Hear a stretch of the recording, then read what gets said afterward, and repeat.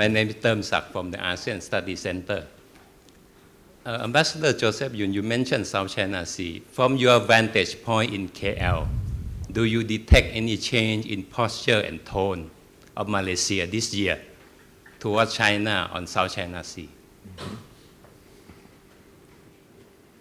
This is a conversation we've had, of course, throughout the years, not just when I am ambassador, but before. South China Sea, essentially, as you know, involves overlapping claims by countries including China, Taiwan, Brunei, Malaysia, Vietnam, and Philippines. And Malaysia, of course, has enormous area, especially around not only Peninsular Malaysia, as well as Sabah, or around Borneo, Sabah, Sarawak. And I must say that Malaysians have been very active in pushing forward a code of conduct on how all claimants should behave within South China Sea. As you know, code of conduct is a successor to DOC, Declaration of Conduct, that was agreed to some 11, 12 years ago. And it's a kind of a promise at that time they will do a more legally binding code of conduct. So Malaysians truly believe that this year, as their chair, they will give a big push to code of conduct. And I think that would be benefit to everyone. And I do understand that starting from about a year and a half ago, they've had specific meetings between ASEAN and China, specifically around code of conduct. Certainly we believe code of conduct will be a big, big step in terms of reducing tensions and making the whole problem headed towards some kind of resolution. Mitchell, my name is Mo. Yeah. I'm from the Institute of Southeast Asian Studies. And a graduate of the? Any? Graduate. And a graduate of? And a graduate of the Lee Kuan Yew School of Public Health. I thought you were going to say Fletcher School. Well, darn, I didn't manage to get in. Well, that's another story. But first of all, of course, I'd like to thank Ambassador Mitchell for the very delicate balancing role of diplomacy that you are doing right now by being the face of the United States in Myanmar in this new phase of engagement and interaction. And I'd just like to have a comment and a question. The comment is a qualifying comment on what you meant about, what you said about the US and Myanmar not really knowing about each other. But that was Myanmar, not Burma. And as the granddaughter of a Burmese ambassador to the United States, I can safely say and observe that Burma then and Myanmar today, I think, are ideologically more closer to the United States than, of course, the propaganda makes out to be, which leads me to my question. With the kind of engagement and interaction that is taking place in Myanmar, around Myanmar, and with Myanmar, could you help to put into context the very real challenge of pushing the envelope of the parameters of voice and accountability that we're seeing, and of course personified in what is happening with the crackdown on the student protests, which have been happening and going on since January, but how this whole movement has been occupying our minds, and I use that with a loaded meaning, in the way that the government has decided to respond to it. I'd like your views as the guy on the ground there. Of course, I've read that you got the State Department's press release on that, but I'd like your views. Thank you. Okay.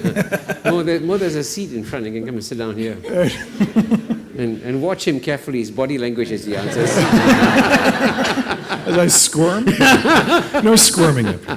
First of all, it's great to meet you. And let me indeed say how we do have a rich tradition in our relationship. And I hope you come to Rangoon and you see the embassy. I made sure when I went there that we put up all around the embassy pictures of the history of our relationship, of our bilateral relationship, most of which are in black and white because they're 1962 and before, and then some now in color because we've had President Obama come and Secretary Clinton. So we are picking up where we left off. And there is a lot of that, a lot of picking up, where were we in '62, basically, when the military took over? Well, let's start doing that again. So the Asia Foundation is back, Fulbrights are back. SAIS, I hate to say this, SAIS, Johns Hopkins, they had, a Center of Excellence. They used to have a campus at Rangoon University, all of which we're trying to rebuild, and there is a rich heritage in the relationship. There's no doubt about that.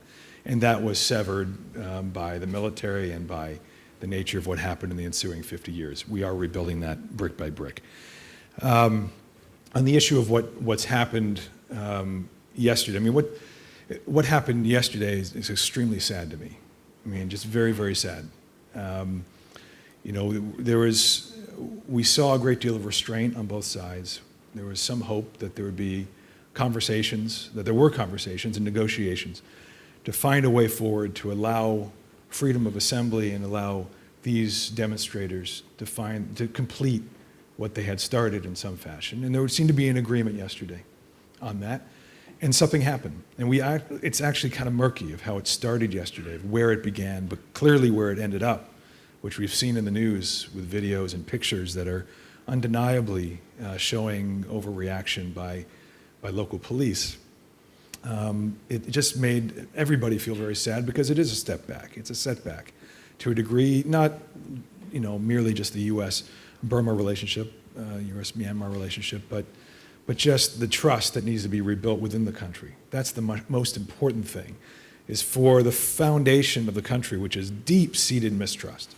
I mean, nobody in that country trusts anybody, unfortunately. Even within civil society, there are deep divisions, let alone between the Bamar majority and ethnics or students and the government. It has to be, there are old mindsets, there are old ways of doing things. Patience and compromise are not at a premium right now. And we've always known, that there are going to be setbacks and there are going to be steps back as well as steps forward. And I think now that what has happened, there needs to be a greater recognition in the government and within civil society of finding a way of working together.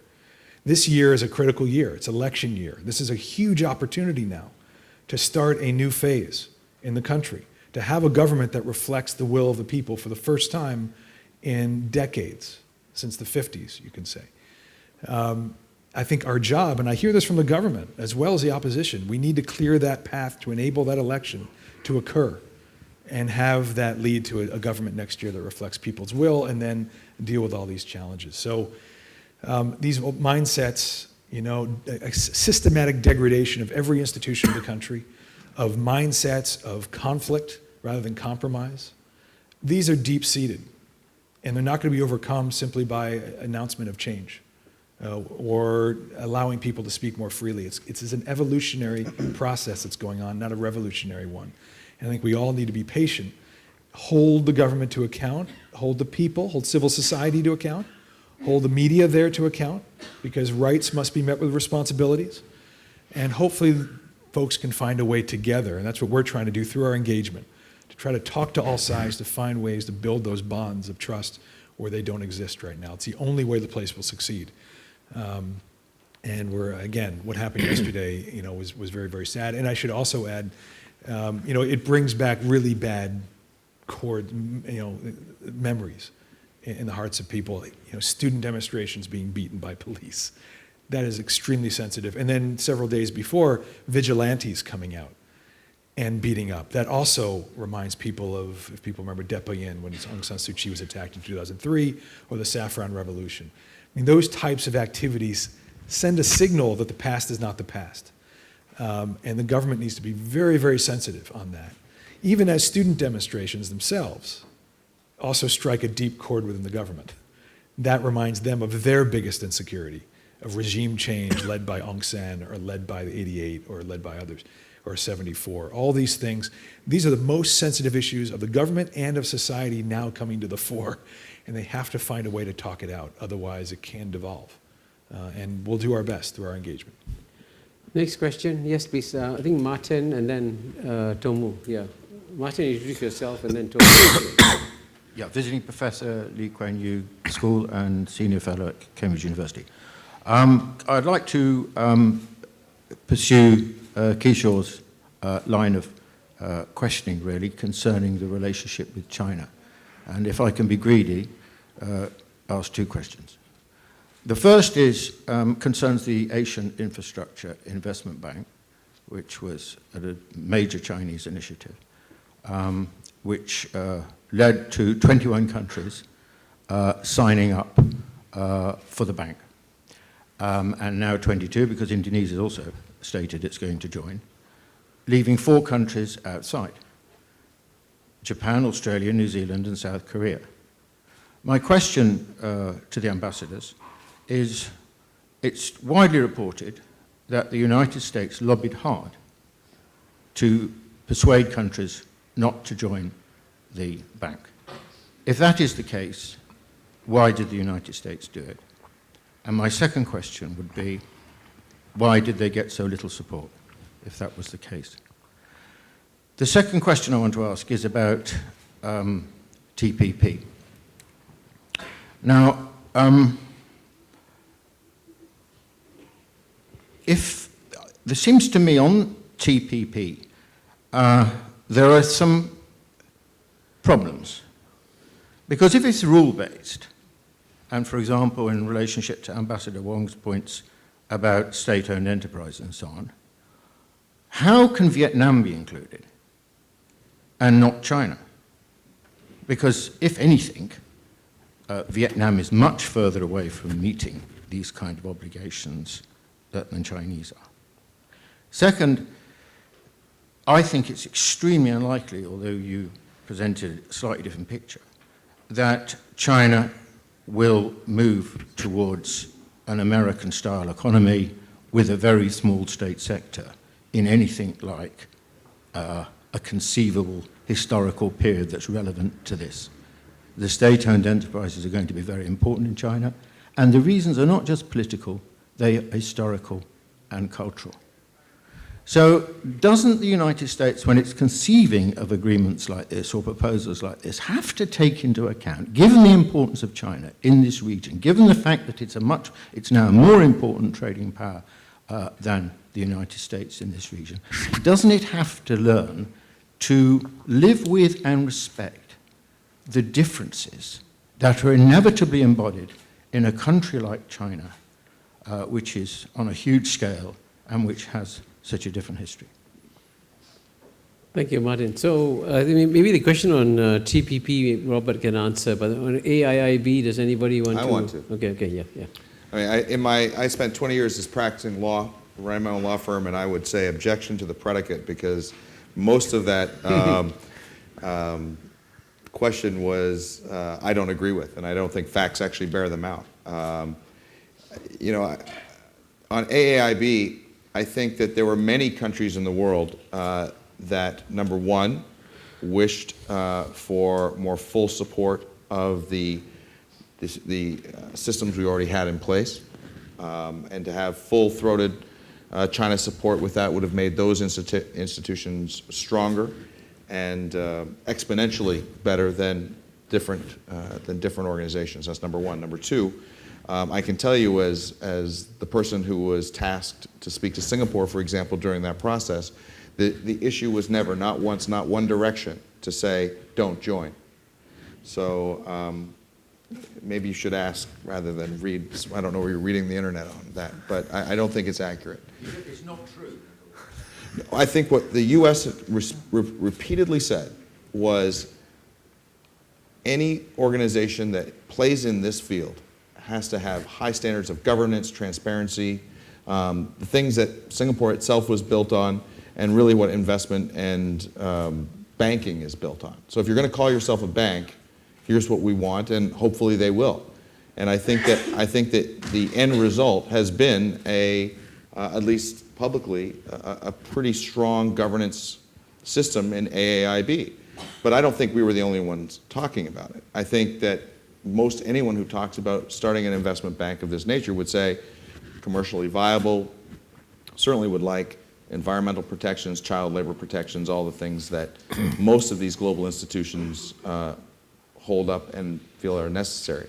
But I don't, again, the part of the question that I think that really made me recoil a little bit was American rules, asking China to go to an American system. You know, I don't think that that's actually true, but it makes for a provocative question. I think these have been the rules that have organically have come out of the global trading system. TPP, there were many countries involved in that long before the United States turned their attention to it.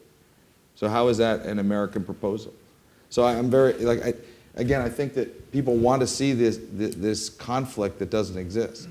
And in many respects, China's going to decide what China's going to do, but there has been interest already in TPP. It's not that they read a really great op-ed from someone in America that say it's a good idea. They're looking at their own system and what they need for their future and said this is something that may make sense.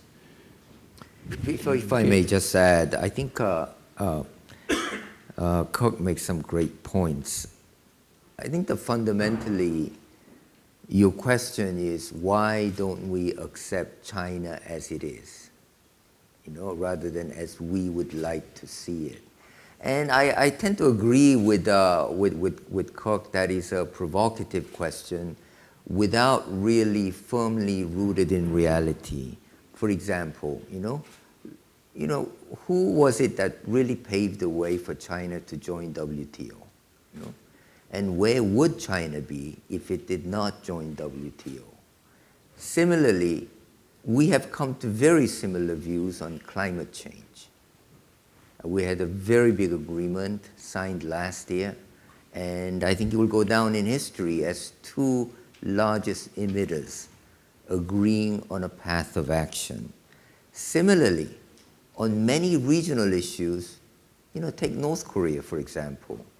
We probably have worked very closely on denuclearizing North Korea, probably much more than any of you are aware of.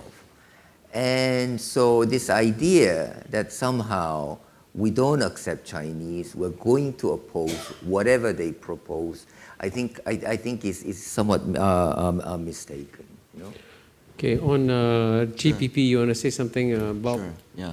Actually, let me just make a point on AIIB because beyond APEC, I'm also involved in economic policy, generally speaking, vis-a-vis Asia.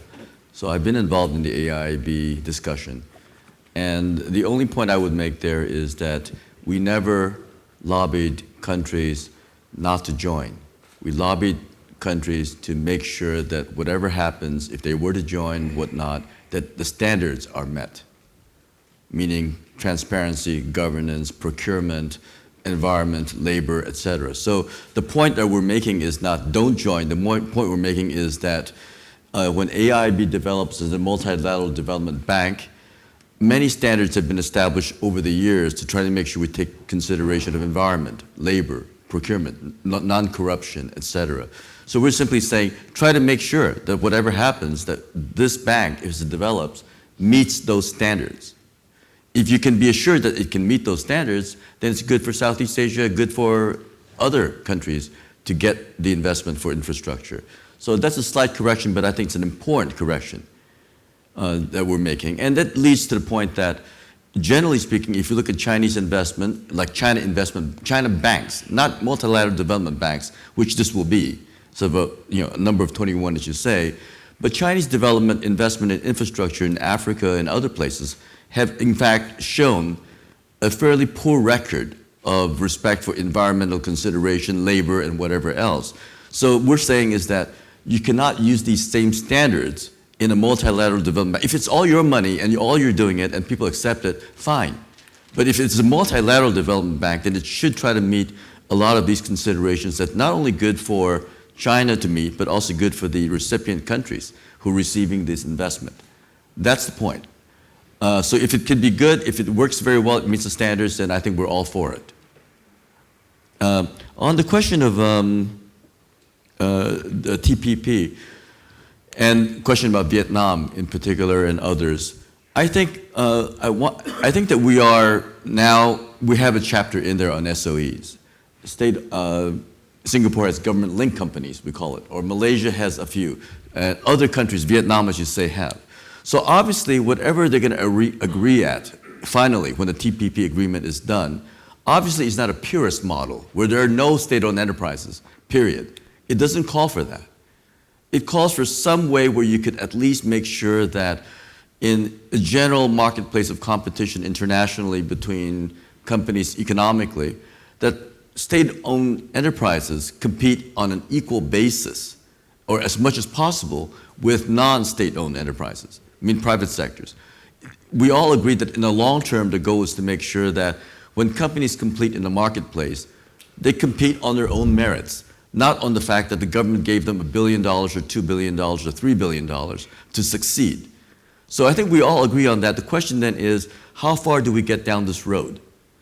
And the agreement, obviously, if it's going to be signed and agreed to by Vietnam, Malaysia, Singapore, and others, will come up with some sort of a compromise that everybody can agree to, whether it's a timeline or whatever it is.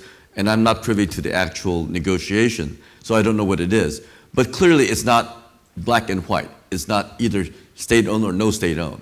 It's just agreement that the goal is to move towards that, and here may be the way that we could do this in terms of moving towards equal competition among companies without benefit of government largesse and so on.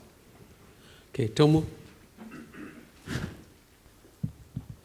Tomo Kikuchi from Center on Asian Globalization, Lee Kuan Yew School of Public Policy. I have two questions. The first question is, given that you say, as it was pointed out, that U.S. should maintain its strong engagement in the region, will U.S. join AIIB sometime in the future? That's the first question. The second question is, are there any areas or examples that you would like to highlight in which Japan and U.S. can collaborate stronger, work together for U.S. to be engaged in this region? Thank you. So the first question is, will U.S. join the AIIB, and can U.S. and Japan collaborate more? You know, I think you never say never as to, depending on how it's going forward. So But I think the answer is yes then. He's saying he can, right? Well, that one we do not know. Well, can. He's saying it's possible. Yeah. I would see no reason why, but there's a whole lot of steps that have to be done before that. The answer, it seems to me, at least the issue is that right now, it depends on Congress whether they can allocate the money or not for us to join another multilateral development bank. We're already in ADB. We're already in World Bank. So the question is, and the World Bank now is expanding its infrastructure investment portfolio, as is ADB. So the question is, we don't necessarily need to join AIIB. The point is to provide funding in terms of multilateral development banks for infrastructure. And there are many different channels. Right now, Congress doesn't seem likely to approve more money to join AIIB because we already have the other ones. So in the future, if AIIB does really well and Congress decides to get together and devote funding for this new bank because it's doing so well, it meets all the standards, yeah, then it's possible. And for the second question on can U.S. and Japan collaborate more in the region, what would you say? U.S. and Japan? U.S. and Japan. That was the second question. Mm-hmm. Can the U.S. and Japan collaborate more together in the region, right? Yeah, of course.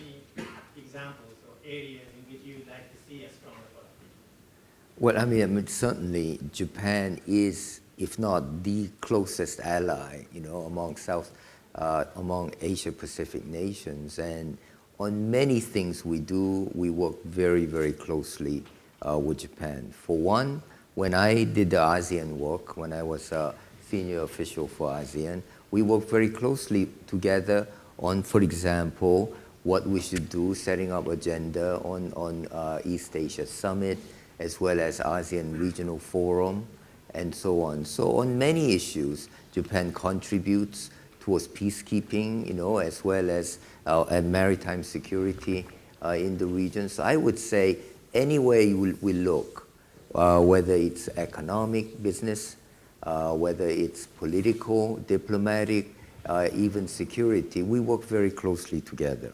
Yeah, I mean, if I can just add on that, there's no end because we do have similar values, and we're talking about norms and values, the rules of the road of the international system, as being central to what the United States is about in the region now, along with the economics and all the rest. And certainly we in Japan can talk more about that. How do we do corporate social responsibility together? What are those norms of investment that we want to be promoting in the region? In the country that I'm stationed in Burma, Myanmar, Peace process is fundamental. It's a defining challenge of the country, and Japan's very much engaged in that. And we're working closely with the Nippon Foundation on that, looking at ways that we can collaborate on strategic approaches to peace. Health issues, drug-resistant malaria, TB, malaria, all these things, HIV/AIDS. There are lots of ways that we can be sitting down and thinking much more strategically about what our values, what our interests are in the region, and finding ways that we can collaborate. The United States, if you don't realize, is poor right now. Not really poor, but I mean, our assistance is just going away, and Japan has a lot more that's out there. So we can, I think, leverage each other in what we do to bring greater benefits by coordinating our efforts more. And I think there's a lot of space for that. You better watch out, Direct. That might become the most tweeted comment. Yeah, I know. United States is poor. Okay, we have to finish in 10 minutes because the ambassadors have to go to another function this evening. Can I just take these two questions together quickly, and then we can complete the discussion? So you can introduce yourself, please. Yeah. Good afternoon. My name is Lin. I'm from Lee Kuan Yew School. I'm a student, a master's in public policy program. I would like to ask questions to Excellency Mr. Ambassador to Myanmar. Myanmar has many challenges. We have more challenges today before the general election 2015. For instance, ugly engagement of government on the student demonstration today, and conflicts in Kachin State and Shan State. And what will be the U.S. engagement in Myanmar before, during, and after general elections in order to help Myanmar elections to be free and fair? Thank you. Thank you. Thank you. Let me just take the next question, please. Would you mind? Yeah. Oh, no, not at all. Hi, good evening. My name is Rujing Shen. I'm from Reuters Singapore Bureau. Just veering slightly away from what we have been talking about today, I wanted to have the ambassadors for a comment or some color on the sort of the security, excuse me, security conditions at posts in wherever you're stationed at after what happened to Ambassador Lippert in Seoul earlier. Just obviously we noticed that coming in today, there's no metal detector or anything at the door. So maybe this is a very self-evident question, but if you could give us any color, that'd be great. Thank you. I don't trust Joe's wife. You trust Joe?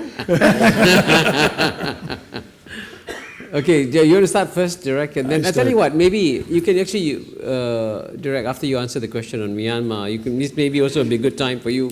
If you have any sort of farewell thoughts, reflections, 1 or 2 minutes each, what you sort of picked up in the discussion, what's the message you want to leave behind? You know, this is a chance to do so. Basically close with 1 or 2 minutes each. But we'll start with you, Direct, and you can answer the question about Myanmar elections. Well, I think answering that question can get to the point of where we are generally in engagement. I mean, as I say, this is the defining issue of this year is going to be these elections.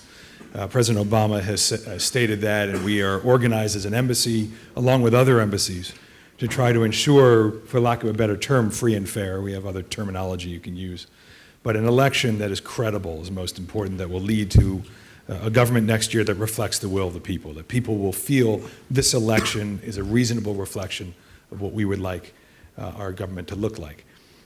So this is absolutely central. And we're providing just, in terms of numbers, $18 million in assistance to underwrite the administration of the election, the political party support, civil society, election observation, civic education, voter education, international observation, I mean, all over it. And I used to work, it wasn't in my bio, I worked at the National Democratic Institute, which does democracy work around the world. So I've experienced a bit on transitional elections and what goes into it. So we are doing a lot to try to ensure that this election goes well, because it will be a major marker in this reform process as to whether the reform is sincere and will be sustained. Money and power have never been actually put on the table. Everything that's gone on to date has come from above, granted by the former military and the government. But when you put power in the balance in an election, that's really serious. So we know this is a very important moment for the country. When you talk about all the other challenges that are going on, though, we are very alert to this. There are no end of challenges. And I was talking to somebody on the way in about how traditionally the United States had a very simplistic view of Burma, of Myanmar, for years, a kind of binary kind of view. But as we open up and we engage, we realize just how incredibly complex the challenges are at every level. And I won't go into depth, we can go on for an hour about all the challenges in the country. I think those challenges will be met step by step over decades. But what we hope is this year that to manage the excesses, to kind of prevent things like yesterday from occurring, to start moving towards more compromise and dialogue and elections that will be free and fair. And hopefully that will get us to a new place next year that we can build upon. And we'll be very much engaged on trying to shape that going forward with the Union Election Commission, as well as with the contenders for power and those in civil society going forward. So it's going to be a very, very eventful year. I told my team that early in the year. I said, this is going to be a really difficult year. And the first 2 months have shown that in spades. You couldn't ask for more challenges. And I expect that to continue. And that's why they pay ambassadors a lot of money. So we're not poor. Maybe, no. You want to add anything else in general about, before we just go down, direct any other final comments? No. Or we just remember you saying we're not poor. Yeah. No, I've said a lot. I've talked a lot about what we're doing in Myanmar. I think that's fine. Bob, you want to say something just at the closing? Yeah, I'm trying to think of what to say exactly that's really short, but what I would say is this. In the last year and a half, I've worked on APEC, and I've never done this before. I've always done sort of bilateral with China, with others, Singapore, et cetera. But what I found most intriguing and really rewarding about APEC is the fact that, as you know, it's voluntary. We have to build consensus. There is no vote. And so what I've done is, with the 21 economies that include Russia, China, and all the way PNG, all of ASEAN, Australia, Canada, Mexico, Chile, and so on, I found it to really be extremely valuable to be able to work in this environment, because I am essentially forced is too strong a word, to build consensus, to mobilize consensus, which means that you have to understand what the other people want, what other economies want. Then you have to come and build among all 21 to make sure that everyone gets on board these issues. And so that job is a little difficult, because with China year last year was, we had to work on a lot of issues, and we worked very well with China. But that was a very important exercise to understand everyone and then mobilize consensus. And my own belief, very shortly, is that that is a better way to do it, because in the end, when you achieve consensus, people implement it, because they find it in their interest. If you force people to do certain things, whether through a vote or through other things, yes, you can get to an agreement, but it won't be implemented correctly or quickly. So the point is to be able to build the consensus, make sure you take into account the interests of all the diverse people from Russia to China, Japan, Korea, et cetera, and then you have something better once you've done that. So I think for me, that's an extremely important lesson in terms of the past year and a half. Okay, Joe? Just quickly on the. We just want you to be brief and brilliant. Okay. Suppose the rest of us. On the threat to ambassadors, you asked. Mark Lippert is a good friend of mine, and I couldn't imagine it happening, but of course it does.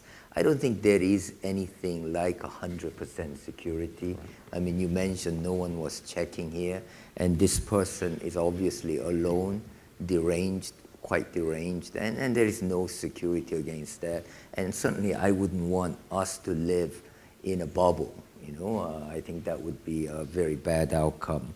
On my final thoughts, we drove down from KL to Singapore today, and we drove through the kind of coastal way, coming through Malacca and Port Dickson and Muar and so on. And as you approach Singapore, you see so many linkages between Singapore and Malaysia. The second link was just a dream to pass through. No time at all. You drove through, show your passport, you're done. Maybe it was timing, but to me, it really worked out well. For me, the kind of links that have been built up here really testifies what is ASEAN, what is Southeast Asia project. And certainly, US is very supportive of strong ASEAN, strong Southeast Asia, and I think this is an example of what can really develop in the region. Thank you. Thank you. Kirk, the Well- final word's got to be amazing, you know.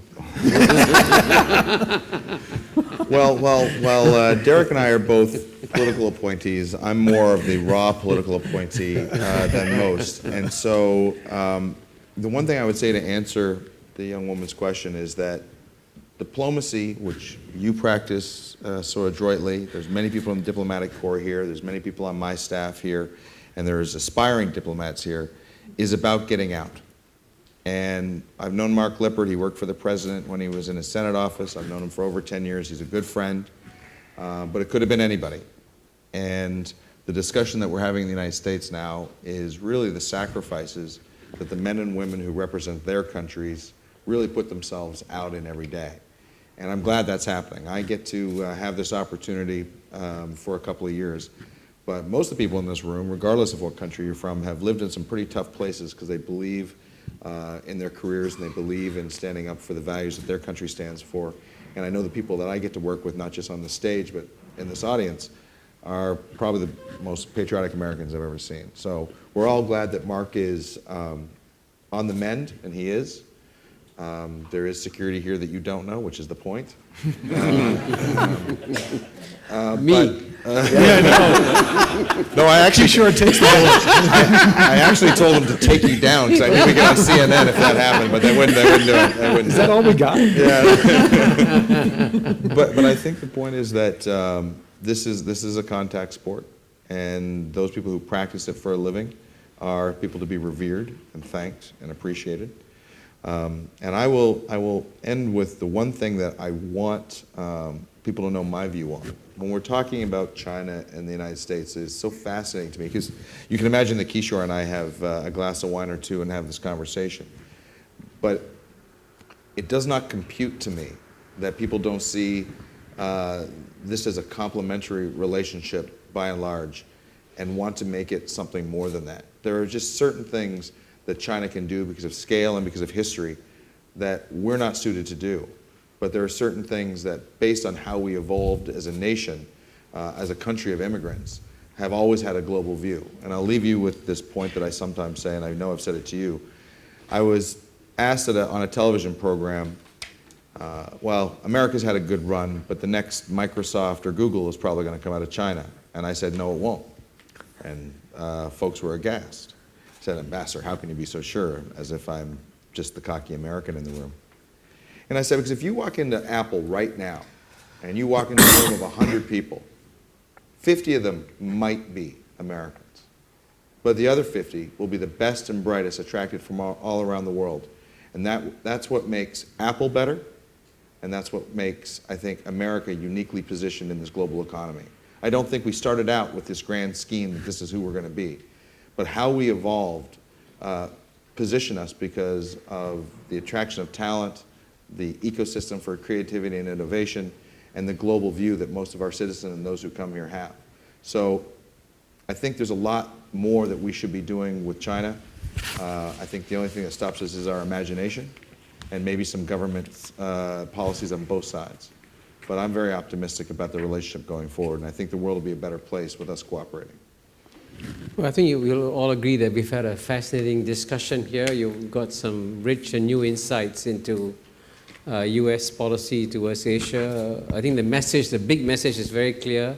Yes, U.S. is here to stay. Yes, U.S. is going to engage more deeply. And yes, the U.S. will play a bigger and bigger role. But for me, the most optimistic thing I heard, and I hope it happens, Kirk, is that you're committed to TPP. Because I actually believe that this year, there's one event that will change the course of history in this region is TPP.